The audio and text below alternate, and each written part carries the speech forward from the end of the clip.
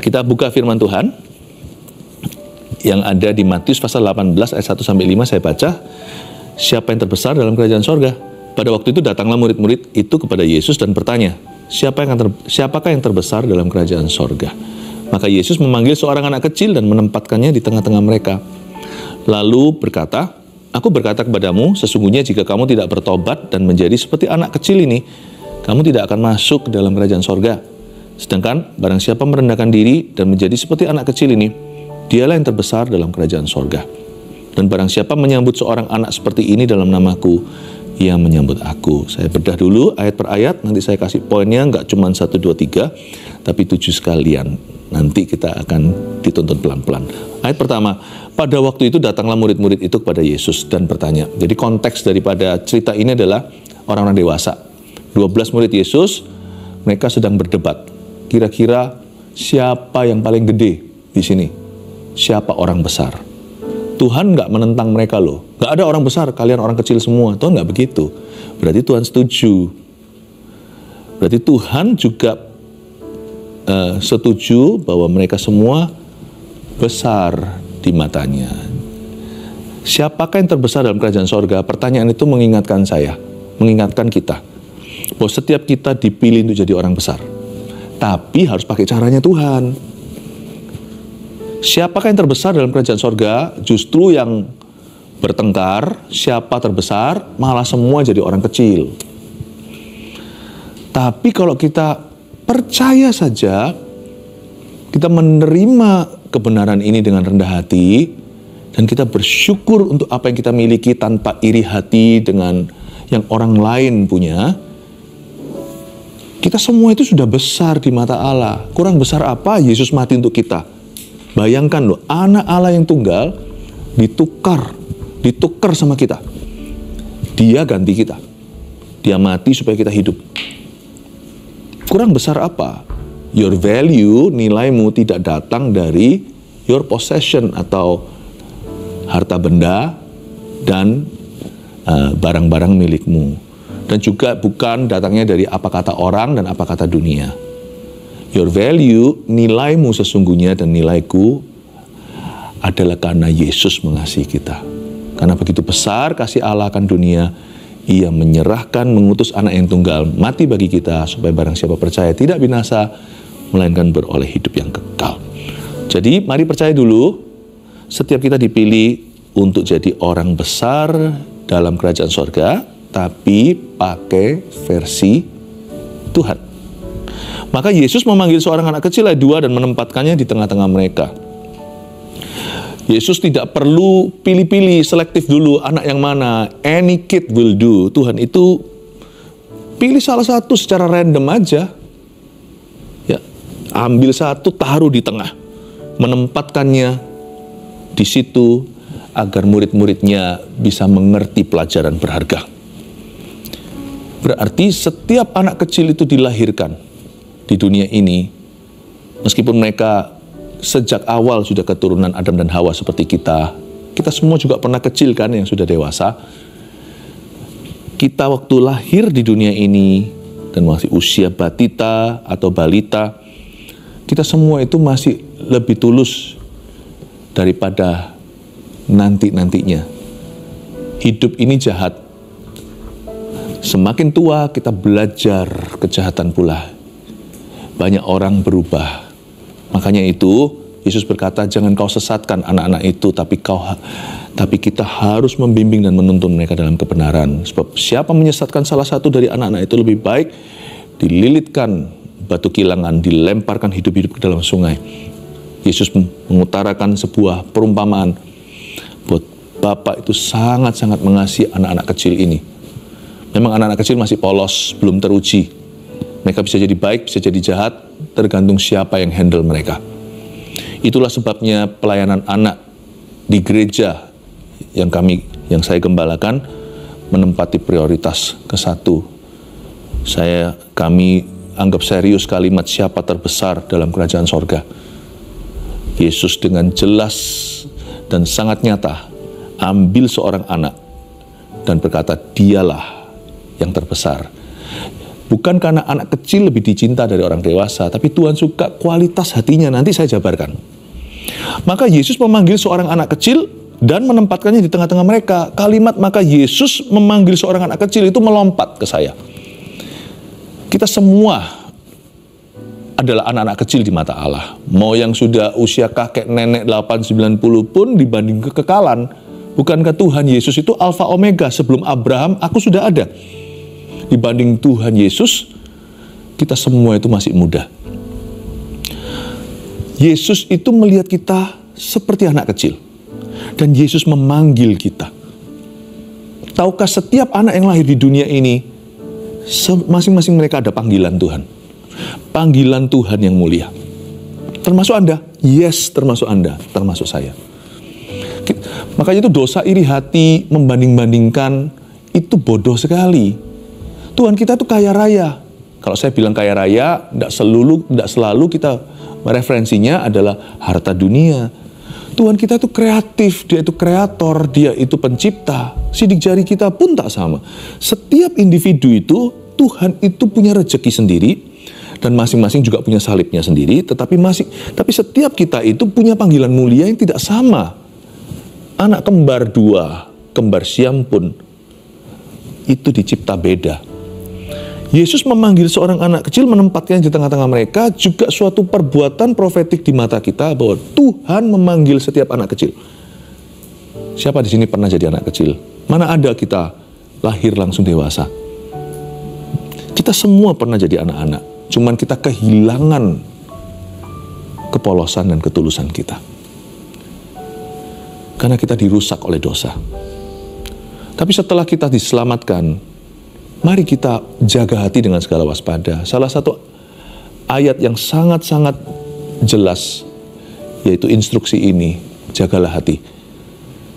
Dan salah satu cara untuk menjaga hati adalah menjaga ketulusannya.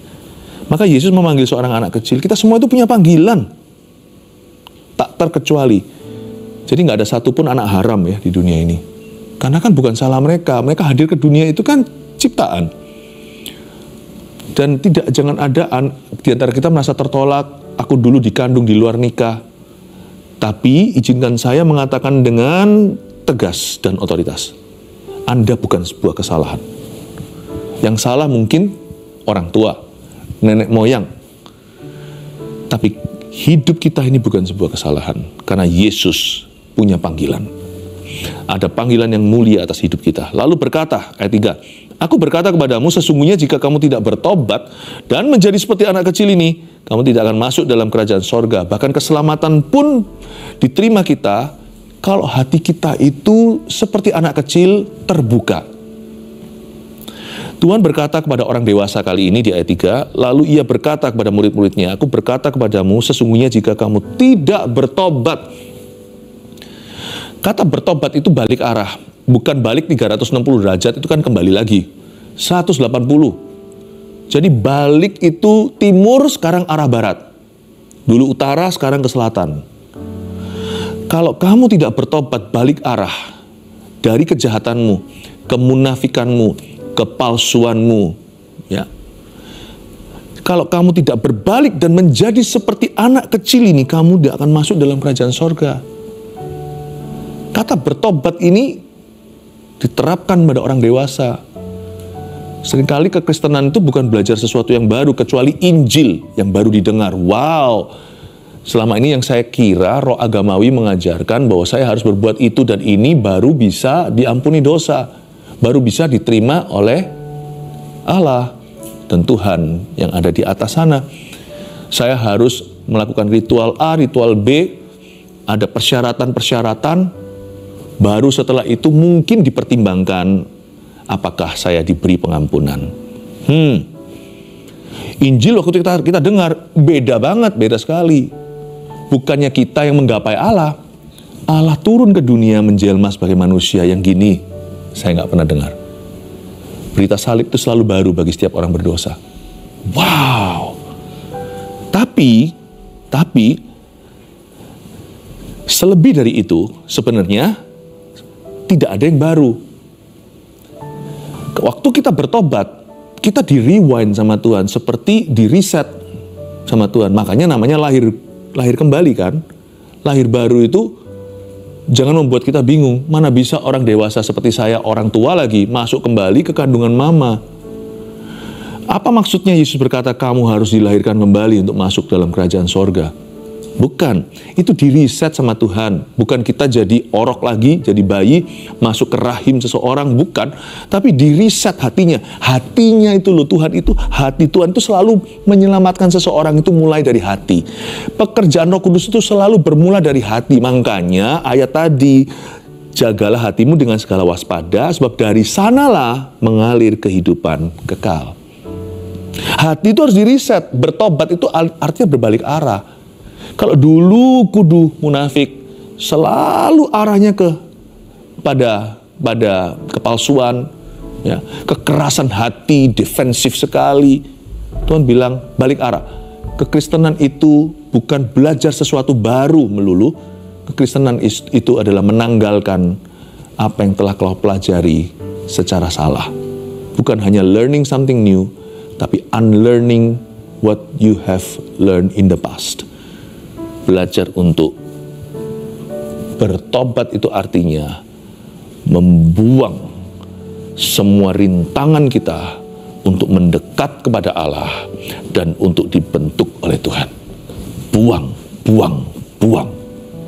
Ya. Jadi kalau kita tidak mau buang, Tuhan tidak akan punya ruang. Setelah kita buang, baru ada ruangan untuk Tuhan. Sebab Tuhan kita tidak memaksa. Dia mengetuk pintu seperti yang tertulis di kitab Wahyu. Tidak seperti roh jahat yang merasuki. Roh Kudus itu memenuhi. Tapi dia akan mengetuk pintu hati. Kalau kita buka, dia akan masuk dan makan bersama dengan kita, bersekutu dengan kita, dan hidup kita akan berubah. Buang itu bertobat. Buang semua rintangan yang menghalangimu dengan Tuhan. Dan juga bisa menghalangi Tuhan bekerja lebih dalam hidupmu. Dan menjadi seperti anak kecil ini. Lalu apa nggak artinya menjadi seperti anak kecil? Apakah berarti kita ubah suara kita, lalu berkelakuan kekanak-kanakan? Bukan. Bahasa Inggrisnya, yang menjadi seperti anak kecil itu childlike, bukan childish. Childish itu kekanak-kanakan, udah umur 30 nggak mau kerja, minta uang saku dari papa mama. Itu nggak lucu, itu bukan seperti anak kecil, itu kekanak-kanakan. Udah menikah sekian tahun, dikit-dikit tersinggung bilang cerai. Loh, bukankah sudah 20 tahun menikah? Kok masih gitu sifatnya? Kayak pengantin baru aja. Sudah pelayanan, sudah dipercayai begitu lebih. Dikit-dikit tersinggung dan mulai mogok ministry. Kok bisa begitu ya? Itu nggak lucu yang kayak gitu, itu nggak ada humornya. Ya. Kekanak-kanaan tidak ada hubungan dengan menjadi seperti anak kecil. Lalu apa ayat 4? Sedangkan barang siapa merendahkan diri dan menjadi seperti anak kecil ini. Nah itu dia. Tuhan langsung beri bocoran. Itulah yang terbesar dalam kerajaan sorga. Barang siapa merendahkan diri, selalu ada hubungan dengan ini. Yang namanya menjadi seperti anak kecil sesuai ekspektasi, sesuai aplikasi yang Tuhan beri. Selalu ada hubungan dengan purity dan humility dalam hidup ini. Selalu ada hubungan dengan kemurnian dan kerendahan hati. Udah nggak bisa jauh-jauh dari itu. Jatuhnya buah roh itu nggak bisa jauh dari pohon itu. Ya, nggak bisa. Dan tahu nggak, kasih, sukacita, damai sejahtera, keramahan, kemurahan hati, kebaikan, semua kok nggak ada yang namanya humility ya. Karena humility itu warna semua. Nggak humble ya nggak bisa mengasihi. Nggak humble, nggak ada humility, nggak ada kerendahan hati. Mana bisa? Sukacita kita itu palsu pasti. Kita bermegah diri. Kita senang kalau kita menang. Kalau orang lain selalu dikalahkan. Mana bisa damai? Hidupnya pasti penuh dengan tukaran, berantem kanan kiri. Kurang humble orangnya, suka gegeran. Mana bisa murah hati? Pasti dia selalu obsesi menguntungkan diri. Orang lain melulu merugi. Mana bisa kalau tidak ada kerendahan hati, kita bisa punya kesetiaan. Menjadi seperti anak kecil, itu berarti humble and pure, murni. Nggak polos loh ya. Orang polos itu nggak teruji, nggak pernah ngalami yang buruk. Tapi orang tulus itu pernah ngalami yang buruk, tapi dia tetap memilih cara Yesus. Nah itu kepolosan yang Tuhan cari. Ayat 5, dan barang siapa menyambut seorang anak seperti ini dalam namaku, ia menyambut aku. Ini juga bicara tentang pelayanan anak, ini juga bicara tentang anak-anak secara harafiah. Tapi barang siapa menyambut seorang anak seperti ini dalam namaku juga punya arti figuratif, yaitu barang siapa menyambut kualitas-kualitas, kriteria-kriteria yang Tuhan cari pada seorang anak itu. Kalau orang itu menyambut hal-hal demikian di hidupnya, menyambut baik dan menerapkannya, ia menyambut aku. Paham ya? Ayat 5 ini bukan bicara tentang orangnya saja, tapi juga bicara tentang sifatnya. Paling ngeri zaman-zaman ini di dunia, bagaimana anak-anak kecil dieksploitasi. Perang pun pakai tentara anak. Ya, ini bukan peperangan rohani, perang beneran, bawa senjata, bunuh, dikasih drugs, dikasih obat-obatan. Atau kalau saya lihat ya dokumentasi perang begitu, saya sedih sekali. Anak yang seperti itu sudah tidak memiliki kriteria yang dicari. Meskipun dia masih bocah kecil, tapi dia sudah rusak seperti orang-orang yang sudah dirusak setan lama. Pertahankan itu, ini bukan soal usia. Ini soal quality. Ada 7 kualitasnya, saya kasih satu persatu, yuk ikut sama saya. Ya, kalian juga harus catat ya. Anak-anak di sini, David, Ryan, dan C. Kalian nanti kalau sudah semakin dewasa, jangan kau lupa. Your pastor still holding on, tetap pegang teguh pada sifat-sifat karakter-karakter ini. Well, sometimes I fail, kadang-kadang saya gagal. Tapi saya selalu bangkit kalau saya tidak sesuai standar. Tapi saya mau dorong semuanya untuk kita tulis satu persatu. Ya, oh by the way, sebentar lagi setelah selesai ini, nanti setelah selesai firman, saya ingin mendoakan anak-anak Anda. Panggil segera. Ya, segera. Saya ingin kita berdoa untuk anak-anak kita, oke? Dan juga saya mau mendoakan Anda tentunya seperti biasanya. Lalu nanti setelah doa berkat, kan biasanya ada satu lagu, kita sama-sama, nanti David akan nyanyi lagu, ngajak papa mama untuk memuji Tuhan. Ciptaan mereka semua ini, anak-anak GMS, anak-anak GMS, anak-anak GMS Kids. Nanti bisa nyanyi sama-sama ya, jadi jangan terburu-buru, offline dulu, kita nyanyi sama-sama, karaoke dengan keluarga. Nomor 1, apa kualitas yang dicari pada Tuhan? Dicari oleh Tuhan pada seorang anak yang harus kita sambut dalam hidup kita. 1, mereka itu apa adanya. You know, children cannot pretend. Anak kecil nggak bisa pura-pura.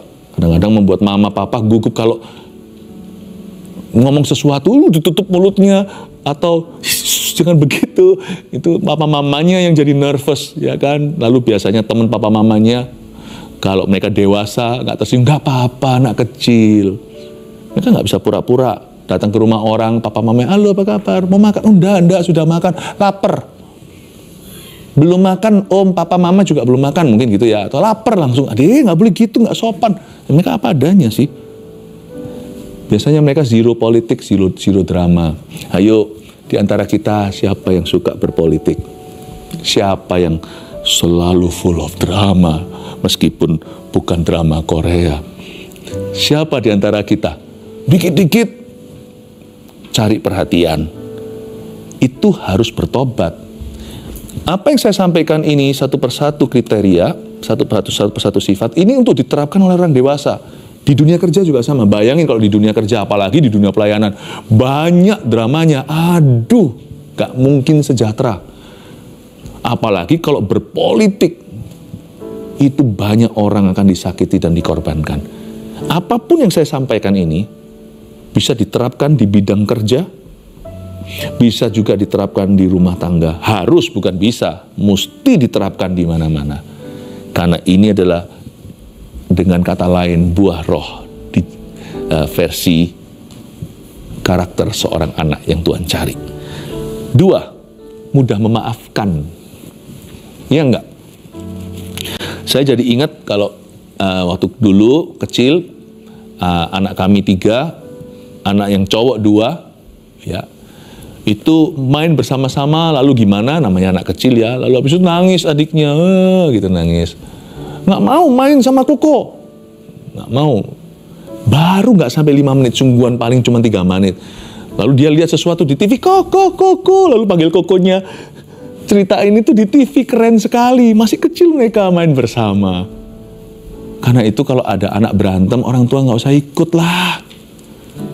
Karena orang tuamu susah lupa. Tapi kalau anak kecil, mudah lali. Mas, gitulah ya. Sangat forgetful dengan kesalahan yang lain. Makanya itu, anak-anak nggak terlalu stres, tidak kepikiran. Kecuali kalau terus-menerus kita abuse, dia jadi trauma. Jangan kau lakukan itu. Siapapun yang melakukan itu, mending dililit aja dengan batu kilangan. Nyemplung ke kali itu hukumannya lebih ringan daripada api neraka nanti. Siapapun yang menyesatkan salah satu dari anak-anak ini. Karena wajah Bapakku memandang mereka, ada malaikat yang memanjang. Malaikat mereka masing-masing memandang wajah Bapak. Lalu selain apa adanya tadi, mudah memaafkan. Bisa nggak kita terapkan ini? Bayangin kalau kita punya hati seperti seorang anak kecil, kayaknya semua rumah tangga bakalan langgeng deh. Pasti harmonis tuh keluarga. Kayaknya perceraian itu suatu fantasi yang nggak akan pernah terjadi, atau akan menjadi suatu kata asing di telinga. Apa itu cerai? What? Divorce, perceraian? What is it? Apa itu? Karena kalau mudah memaafkan, nggak pernah akan jadi kepahitan. Kesalahan akan berhenti jadi kesalahan, kita bisa perbaiki bersama-sama, no hard feeling ya. Tidak ada perasaan gimana, tidak ada lengketnya untuk seterusnya. Mudah memaafkan. Terapkan itu. Lord Tuhan, aku mau hati kayak gini. Aku mau apa adanya dan aku mau jadi orang yang gampang ngampuni. Ya, 3. Gampang percaya. Anak kecil itu gampang percaya. Tadi kan saya sudah ceritain tentang anak cowok, sekarang saya ceritain anak cewek. Waktu masih kecil, masih anak satu-satunya, anak sulung kami itu perempuan. Kami ajak pergi ke satu tempat, yogurtnya saya pegang yogurt. Lalu dia lari-lari, lalu habis itu saya nggak sengaja sambil lihat-lihat jalan-jalan itu ceritanya. Saya minum habis. Lalu dia datang, dia lihat saya, loh kok habis? Saya spontan, bukan saya mau berbohong. Tapi saya spontan, saya tunjuk salah satu dari penjaga tokonya. Lalu dia datang dan dia bukan dengan wajah yang cemberut, tapi penjaga tokonya nggak tahu namanya, anak masih umur 5. Tapi habis itu saya ngomong sama dia sih, enggak ada. Daddy yang habiskan, saya nggak mau nanti, saya nggak mau berbohong secara sengaja. Tapi anak kecil itu gampang percaya. Jadi gampang ditipu juga dong. Makanya itu kalau dewasa tambahkan cerdik seperti ularnya, tapi tulusnya jangan hilang. Tuhan suruh kita tulus dulu seperti merpati, baru cerdik seperti ular. Nah banyak orang itu ular yang didahulukan. Jangan salah kalau baca Alkitab. Alkitab bilang suruh tulus dulu seperti merpati, lalu cerdik seperti ular. Equipmentnya, perlengkapannya.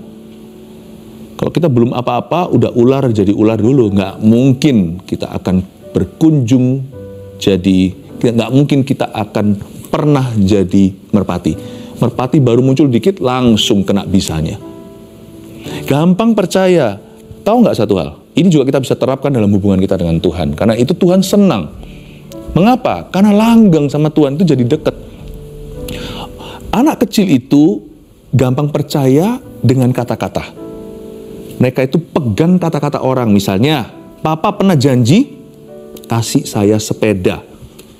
Itu akan ditagih. Sekali kita ngomong, harus kita tepati. Anak-anak ingat. Karena itu kita jangan obral janji supaya mereka punya gambar diri yang sehat. They hold on to words. Mereka berpegang teguh pada perkataan. Bukankah itu sifat orang Kristen sejati? Memegang perkataan Tuhan sekalipun belum melihat yang dia harapkan. Iman timbul dari pendengaran. Gampang percaya. 4. Selalu bertanya. Mau pergi ke satu tempat, perjalanan agak jauh, keluar kota. Setiap berapa menit tanya, udah nyampe? Are we there yet? Are we there yet? Ya. Lalu dikit-dikit tanya, mengapa begini? Mengapa begitu? Berapa waktu yang lalu kami membaptiskan jiwa-jiwa baru waktu itu di GMS di Los Angeles waktu saya berkunjung. Lalu banyak orang-orang tua yang dibaptiskan setelah KKR di sana. Lalu ada satu anak kecil umur 7 maju ke depan dalam bahasa Inggris berkata kepada saya, mengapa saya nggak bisa dibaptis? Di tengah-tengah seremoni baptisan. Saya terkejut, saya berkata, lalu saya dapat hikmat Tuhan. Saya menjawab pertanyaannya dengan sebuah pertanyaan. Saya tanya, kenapa kamu mau dibaptis? Dia bilang, aku kepingin makan roti kue bulat, kue bundar. Perjamuan kudus maksudnya. Saya tertawa lah. Saya bilang, kamu suatu hari akan dibaptis. Waktu kamu tahu baptisan itu apa, lalu kamu bisa makan kue bundar itu. Jangan kamu khawatir. Saya bilang sama dia, nanti cepat lambat kamu juga bisa makan di gereja. Tapi jangan umur 7 sekarang ya. Tunggu nanti ketika kamu ngerti. Oke. Saya kasih tangan, dia salaman. Anak kecil itu selalu bertanya. Kalau kita ada pertanyaan, semua diam. Nanti tinggal 5 menit, pertanyaan semuanya. Karena kita malu bertanya, sesat di jalan. Tuhan suka kita bertanya. Tuhan tuh sangat-sangat memakai Rasul Thomas loh. Dia banyak pertanyaan, tapi Tuhan pakai bahkan keraguannya untuk membangun iman. Tapi kalau kita tidak bertanya, ya nggak kenal-kenal Tuhan. Bukan mempertanyakan, tetapi kita harus jujur hati kita saat mencari kebenaran. Yang kelima, saya tambahkan mudah diajar. Apa bedanya dengan orang besar? Orang besar bisa defensif. Kalau mau diberitahu itu sulitnya, kalau dipuji gampang sih. Tapi kalau dikoreksi, dikasih teguran, termasuk koreksi yang membangun sekalipun, waduh dilawan dulu, lalu dalihnya itu bisa dari Sabang sampai Merauke. Tapi anak kecil tuh absorb, cepat sekali dia meresap. Makanya kalau mau belajar bahasa misalnya dulu dia di Indonesia, lalu waktu kecil sudah pindah ke Amerika. Udah, sekarang waktu datang aja penyesuaian.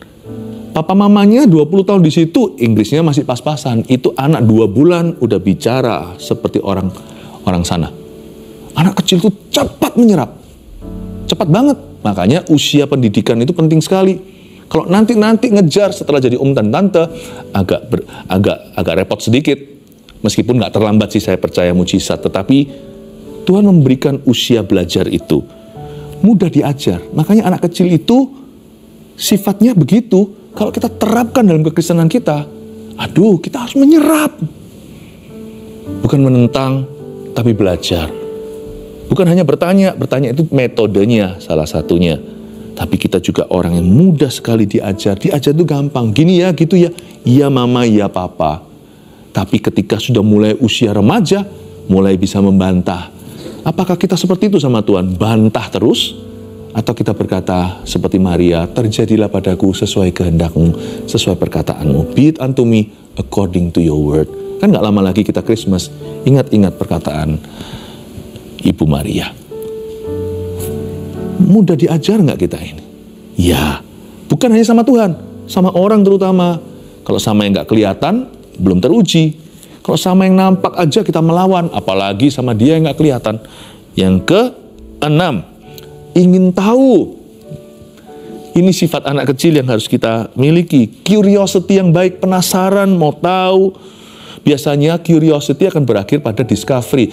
Penasaran itu baik kalau carinya tepat loh ya. Kalau kita penasaran cari buku-buku sesat ya. Kalau kita penasaran itu lebih baik penasarannya itu Kejadian sampai Wahyu. Penasaran itu kita harus belajar dari guru yang baik. Karena itu kalau kita orang dewasa lihat buah rohnya dulu, lalu kita belajar ke situ. Ingin tahu itu membuat kita discover atau membuat kita menemukan sesuatu. Barang siapa haus dan lapar, dia akan dipuaskan. Ya, ingin tahu. Terakhir, nomor 7 nggak kalah nih, tukang mimpi. Anak kecil itu dunianya dreams, mimpi dan imagination dan imajinasi. Kadang-kadang, hampir selalu nggak realistis. Makanya film kartun itu menarik. Tapi kalau kita sudah dewasa, kita nggak cari yang gituan. Dulu kok sangat-sangat kesedot ya. Tersedot sekali dengan film-film anak-anak itu. Karena daya imajinasinya kuat. Sekarang dikit-dikit kita punya mimpi tinggi, teman kita yang patahkan. Nggak usah mimpi. No. Selama ditimpali, diimbangi dengan firman Allah, dan hidup kita sehat di bawah nasihat yang baik, saya percaya bermimpi itu bukan hanya boleh, disarankan, tapi kalau kita menjadi seperti anak kecil, malah diharuskan. Dream big, miliki visi yang besar, visi yang tinggi, lalu jangan mimpi saja, tapi follow up mimpimu itu dengan kerja keras. Itulah kelebihan orang dewasa. Ya, oke, 7 hal ini kita review lagi, lalu kita selesai. Apa saja? Menjadi seperti anak kecil itu apa saja? 1, apa adanya. 2, mudah memaafkan. 3, gampang percaya. 4, selalu bertanya. 5, mudah diajar. 6, ingin tahu. Dan ke-7, tukang mimpi. Bermimpilah, Tuhan menjawab mimpimu, Tuhan masih menjawab doa. Haleluya. Yang anak, apalagi yang anaknya masih di bangku sekolah, ayo digandeng tangannya atau dipeluk seperti ini. Tumpang tangan. Lebih saya anjurkan lagi kalau Anda orang tua atau papa mamanya, letakkan tanganmu atas kepala anakmu. Ucapkan berkat. Saya tuntun ya, karena Tuhan memberkati anakku. Tuhan, hamba berdoa, Kau berkati anak itu. Di dalam nama Yesus, berikan kepandaian, talenta-talenta yang sudah Kau berikan sebagai basic waktu dia lahir. Hamba berdoa satu-satu akan mulai muncul setelah tumpang tangan, kobarkan karunia itu mulai kelihatan. Hamba minta roh ketekunan, dan juga ya Tuhan komitmen, serasa komitmen yang kuat. Meskipun anak ini sebagian mungkin bosanan, juga biasanya mulai sesuatu nggak bisa akhiri, tapi mulai hari ini berubah sejak tumpang tangan papa mama dalam urapan saat teduh bersama. In Jesus name. Aku berdoa supaya anak-anak ini ya Tuhan Yesus tumbuh dewasa dengan hati yang haus lapar. Itu sudah keluar sendiri dari hatinya, bukan karena disuruh-suruh atau dipaksa-paksa. Dia ada kerinduan untuk cari Tuhan. Aku berdoa Kau berikan kerinduan itu Tuhan, di dalam nama Yesus. Hamba berdoa ya Tuhan, Kau panggil mereka dengan panggilan mulia.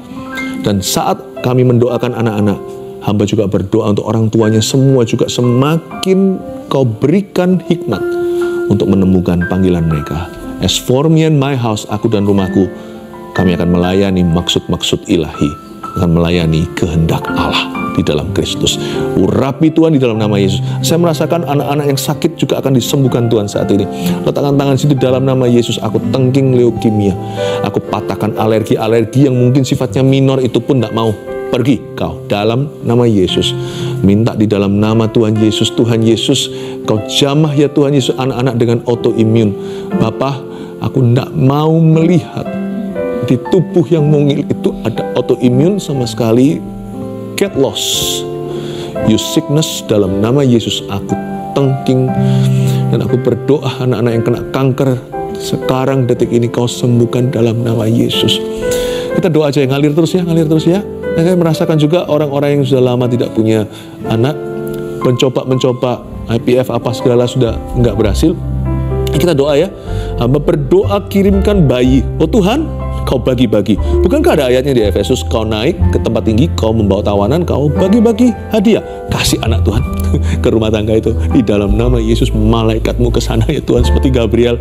Meskipun mereka tidak melihat penampakan malaikat, tapi hamba percaya ya Tuhan, firman ini datang lebih kuat dari malaikat. Dalam nama Yesus, kasih Tuhan anak pada keluarga yang sudah menanti-nantikan itu. In Jesus name.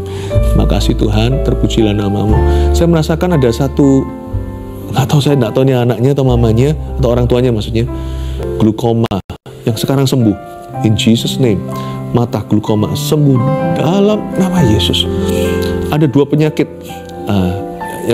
yang satu hormonal, yang satu kulit, pada orang yang sama, dan selalu Anda kambuh kalau Anda kepikiran sesuatu. Aku tengking itu dalam nama Yesus dan kasih kekuatan iman kepada orang tersebut, sehingga orang ini tidak rentan jiwanya, tapi Kau berikan kekuatan iman. Mulai hari ini dia menjadi orang yang stabil, bukan orang yang gejolak terus. In Jesus name.